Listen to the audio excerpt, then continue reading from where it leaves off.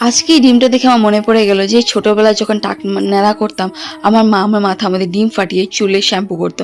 আর এটা বলতো যে চুলে ডিম ফাটালে নাকি চুলে ঘন হয় আর চুলে গ্রোথ হয়। আর বড় হয়ে একটা জিনিস নোটিস করেছে যে ডিম হলো গিয়ে কেউ চুলে ফাটাতে চায় না। তার কারণ হলো গিয়ে ডিমে একটা আষ্টাগন্ধ করে। ডিমে যে কত প্রোটিন আছে আমাদের চুলের জন্য এটা তো আমরা ভুলেই যাই এই আষ্টাগন্ধের জন্য। তো তারপরে দেখো বেশি কথা না বলে আমি চলে গেছিলাম রান্নাঘরে। তো যেটা আজকে আমি বানিয়েছিলাম চা। আর আমার হাতে চা কোনোদিনও ভালোই হয় না।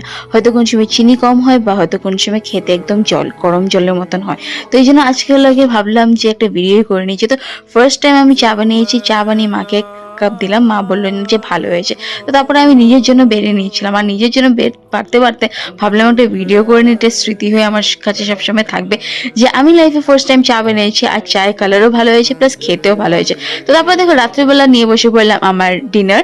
আর ডিনার আজকে ছিল বিরিয়ানি, যেটা মা করেছে, আর সাথে ছিল কাঁচা সালাদ। তো এটা খেতে খেতে আজকে ব্লগটাকে এখানে শেষ করলাম।